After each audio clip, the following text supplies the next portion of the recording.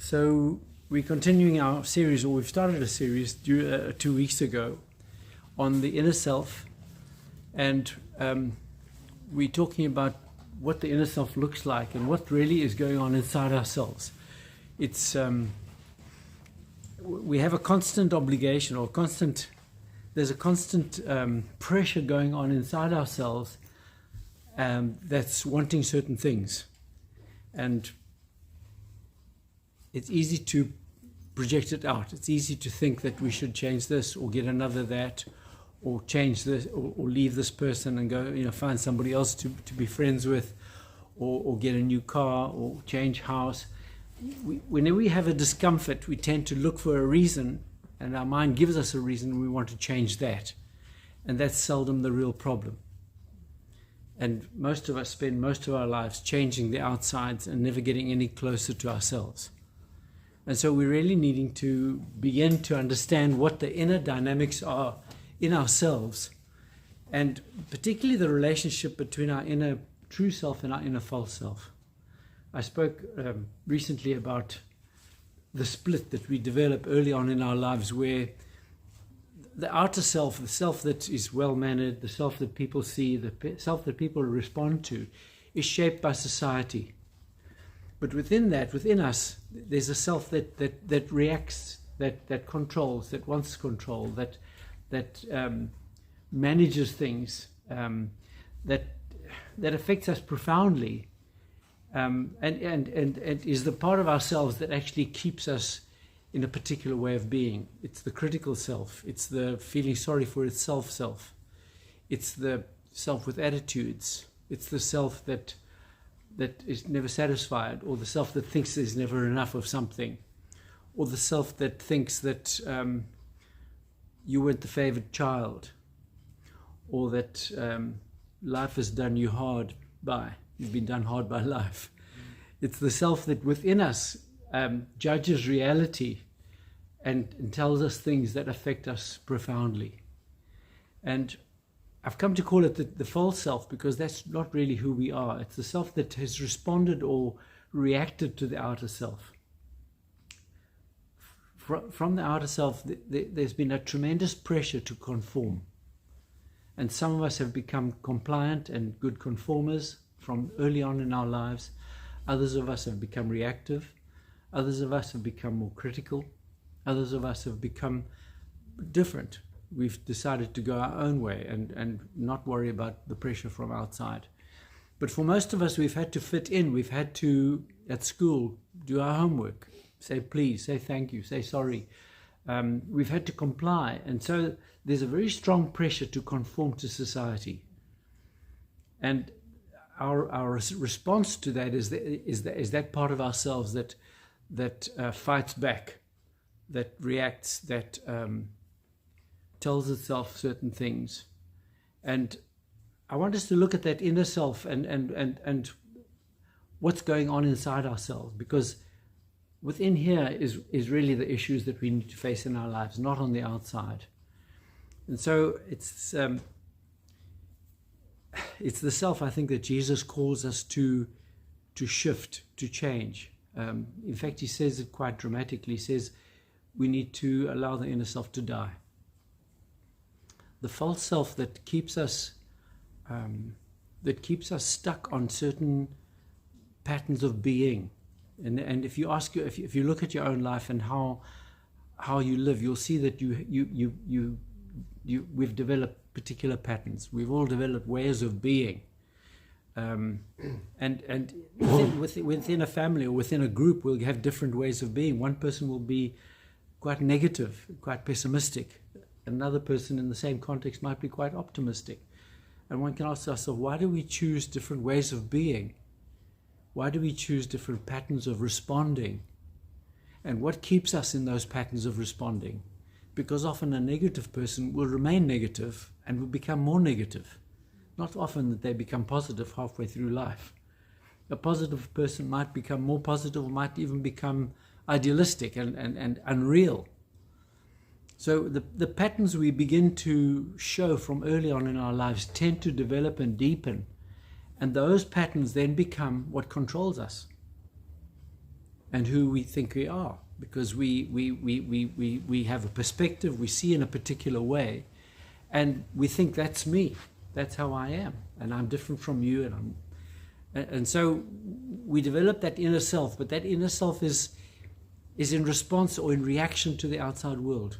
It's not the deeper self. And I don't want to get confused, because it's easy to get confusing, but the inner self, there are two parts to it. The self that's responding to the outer world, and the self that is wanting to respond to God, wanting to respond to deeper honesty and reality, wanting to grow, wanting to become its true self. God has made us to be a unique person, and that's the self that he wants us to grow in. And so it's like we have this interior civil war in a way, because on one level we want to prove something, we want to react in some way, we want to show the world, or we want to just protect ourselves from the world. We have a very strong defended self against the world and what the world demands, even if that self is quite passive. Some people get sick all the time, and that's their way of controlling. I was counseling somebody recently whose mother was always in bed. She was always depressed, she was always had something wrong with her, and that was her way of controlling reality. Because whenever something didn't suit her, oh, she wasn't feeling well, she went to bed. And this boy kept feeling like he could never expect something.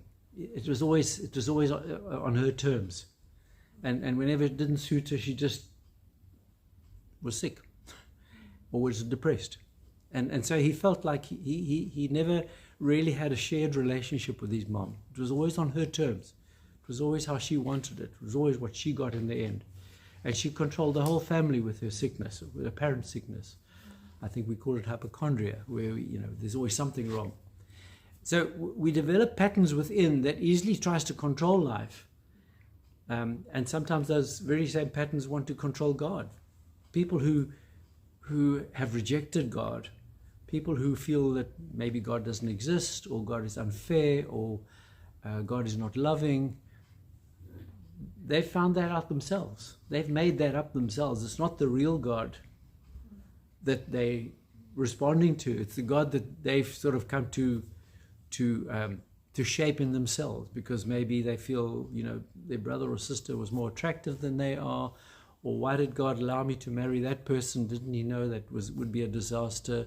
Or why didn't God heal my mother? Or whenever we put God we question God.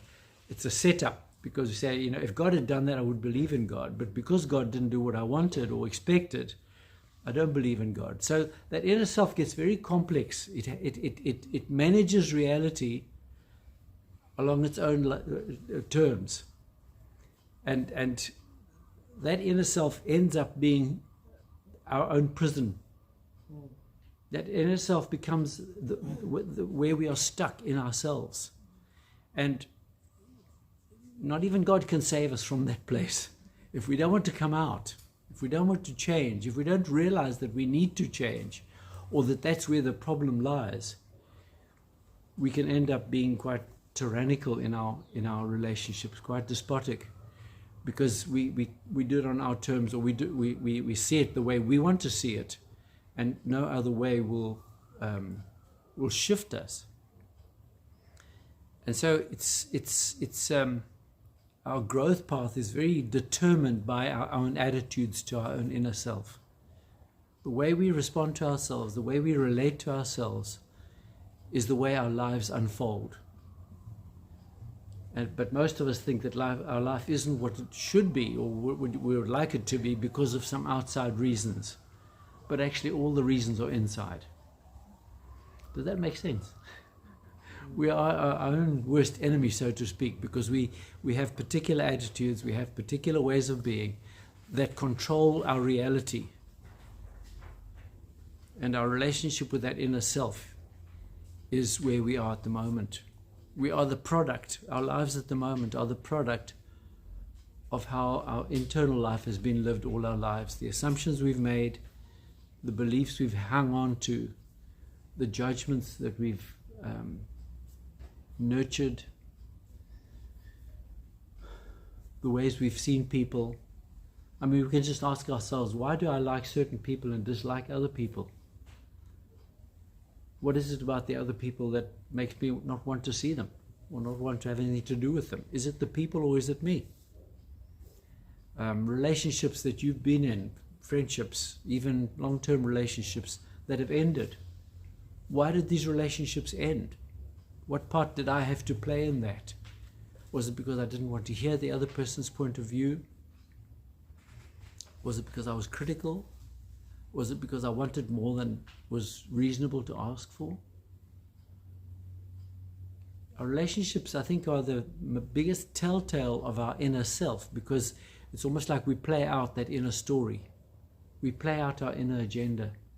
And when relationships start to fail, we need to ask ourselves, where am I not wanting to move or shift or change? And so it's important that we not take ourselves as a given. I often hear people saying, well, that's me, take it or leave it.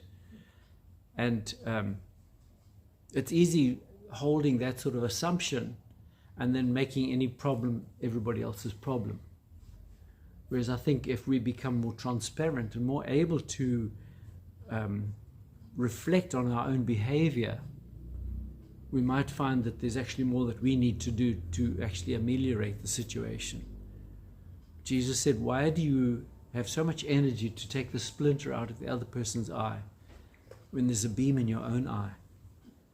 And so often people we react to or don't like represent something for us that we won't accept in ourselves. And it's easier to blame them and to want to fix them up than to actually be honest with ourselves and face ourselves. So you might just reflect on the relationships you struggle with and say, what in myself am I not prepared to face?